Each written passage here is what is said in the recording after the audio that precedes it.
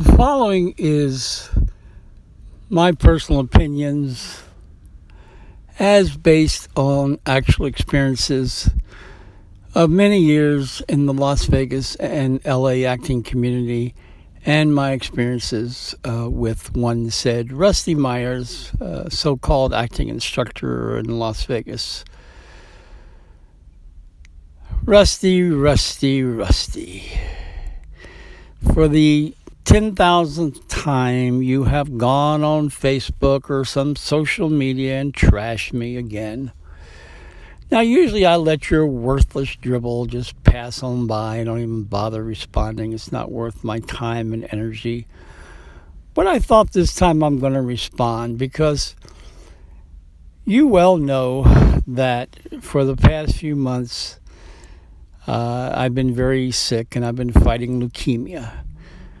Yet you still go on Facebook and trash me. So my purpose of this is to reconfirm to the people that already know you, many for many years, what a piece of garbage you actually are. And the people who don't know you, maybe I can prevent them and warn them from ever getting involved with you. So let's talk a little bit about you and me, Rusty, over the years. Now, I've often wondered, why do you constantly, never-ending, go on social media, or before social media was even popular, going into the Las Vegas acting community and trashing me and bashing me every chance you could get? Why do you even do that? What's your purpose? Oh, wait a minute. Don't answer that. Let me answer it for you. Back around 1997, I started teaching acting classes here. And it didn't take long till I became very popular and started to get a lot of students. In fact, I had so many students that often I had to split my class up into two different sections because there were so many students. Now, it also didn't take very long for me to learn that you were the self-proclaimed acting king. You're sitting up on your throne. Everything had to pass the Rusty smell test in Las Vegas. If it didn't pass your approval and you didn't think it was worthy of the Las Vegas acting community, you would trash it and bash it. It didn't matter if it was a person or an event or whatever it was. You set yourself as the ultimate Las Vegas authority. And but it also didn't take long till I just basically I smoked you. I left you in the dust. You couldn't even come close to the number of students I had. And you just couldn't handle that. You became so jealous and envious of me that the only option you had was to do whatever you could to discredit me, which you're still trying to do. You've been trying to do it for 20 plus years. You can't do it. You never have been able to do it. You never will do it. So why don't you give it up? Oh, but I know you won't. You're going to keep doing it anyway. But anyway, that's what it comes down to. Basically, just your jealousy of me and how I came in with very little credentials. I didn't have all the IMDb credits you had, and so you thought I wasn't qualified as a teacher. So let me tell you a little about this qualification, what I call bullshit. Let me say, if you're going to have open heart surgery or brain surgery, maybe you want somebody with a lot of degrees after their name or a lot of credits after their name. But let me tell you a little story of my own life, which I think applies here. Many years ago, I was kind of wild and crazy, and I was an alcoholic, and I took a lot of pills, and I was pretty, I had a lot of issues going on. I went to therapy to try to get my act together and straighten things out. And I saw psychiatrists and psychologists with degrees all over their wall and, plastered up and down their wall, and MD this and PhD that. None of them did a damn bit of good. And then I met this young lady, still in college, still going for a master's degree. Didn't have a degree really. She was working as an intern in a clinic, and I started seeing her, and she saved my life. She got me off the pills. She got me off the booze. She turned my life around. I owe my life to this lady. No degrees, no diplomas, just was very, very natural at what she was doing. She had a natural gift. Now, I've learned over the years that, a lot of fancy credits after your name don't mean shit a lot of times. So I came into Las Vegas, and I didn't have a lot of credits after my name. I'd had some experience.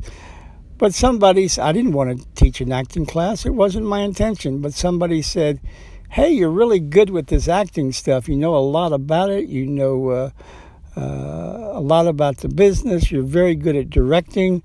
Why don't you teach some students some acting? And I resisted at first, but then I got into it. And I found out, damn, I'm very good at this. And a lot of students thought I was very good. Not only did students think I was very good, but all the Las Vegas agencies thought I was very good. In fact, the largest agency in Las Vegas, the owner of that agency, once said about me, she said, whenever a student of Sean Michael Christopher comes in to audition, I always welcome them with open arms because they're always very, very professional. That's what she said about my students. You know what she said about you, Rusty? She said, and I quote, I cringe every time I hear the name Rusty Myers. Now, I soon learned that every agency in Vegas pretty much despised you. They couldn't stand being around you. They hated your energy. They hated your toxic personality. But some of them worked with you for professional reasons. And some of them won't come out in public and say this because of their own professional image. But back then, for the 10 years that I was teaching, 1997 to 2006, every agency that I knew about, and I knew most of them, they just could not stand you. On top of that, over the years, I probably know at least 10, 15 people off the top of my head that have blocked you on Facebook and social media. Now, those are just the people I know. Can you only imagine how many people there really are that have blocked you because they just don't want to listen to your toxic personality? Now, let's regress here about a minute or two and talk about Sean Michael Christopher. That was my name back then, and I've changed my name a few times. Why? I think it's kind of fun, actually, and I do it for stage purposes. But every time I change my name, I make some kind of announcement about it on social media. You hop right on social media and start trashing me about changing my name. Why do you give a flying fuck what I change my name to, who I am, what I do? Why are you worried so much about me? I mean, there's a saying, you probably heard it, you shouldn't worry about me. You should worry about why you worry about me. What is your issue there? Once again, you just want to find some reason to trash me and discredit me. Ain't going to work, Rusty. Now, let's talk about some more things about me and you, just so the fine people out there in the internet world can really learn about who you are. Now, you were the so-called king of the throne, and I came and knocked your ass off the throne. I was the most popular teacher in Las Vegas for 10 years. As far as number of students, some people say I was the best teacher. But I won't go so far as to say that, because that assessment, that being called the best, that's up to the students that took my class. That's their opinion. If they want to say that, fine. I never ever said I was the best. I said I was the most popular, who had the most students, which is absolutely true. You couldn't even come close to the number of students I had. So here I was, little old me, coming out of L.A., just knocking your ass all over the place as far as number of students. You've never been able to handle that and became very popular. So let's talk a little bit more about you, Rusty. Now, years ago, there was a film festival here in Las Vegas called Cinevegas. It was very popular for a few years. It actually became world famous. And I went to Cinevegas when it was here, and I would go there and take some business cards and walk around and meet people, and was very professional and had a lot of conversation with celebrities like Dennis Hopper and Daryl Hannah and a whole bunch of other people. Carried myself very professional. And here you were, the so-called professional face of the Las Vegas acting community, or so you call yourself. And I saw you at Cinevegas one year, and you were sitting at a table, so I thought I'd be professionally courteous, and I walked up to you and sat down at the table. And you were sitting there with a friend, and you were so fucked up on something. It certainly wasn't booze, but you were so fucked up on something. You couldn't even string 3 words together to form an intelligent sentence. And here you were, the great professional in Las Vegas at a world-famous film festival here in Vegas, and you were so fucked up you couldn't even see your hand in front of your face. Yeah, quite the professional you are, Rusty. Now, around that same time, it was well known in the Las Vegas acting community that one of your female students had dropped out of your class and was going to file a sexual harassment suit against you. Whether she ever did, I never followed the story. I don't know. I don't know if she followed through on that. I have no idea what happened to that, but it was well known in the community that she was certainly thinking about it. Now, let's continue on. I have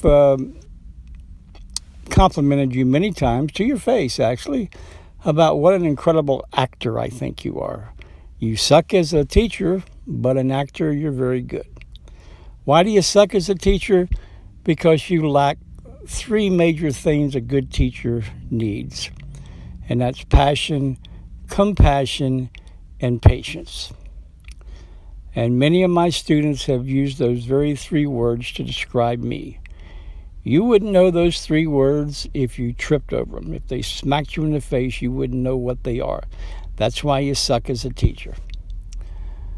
Now, why are you not, the age-old question that a lot of people have asked you here in Vegas, but you won't answer, you never will answer, why are you not in LA or New York with your acting skills? You could probably be a very, very successful actor living in LA.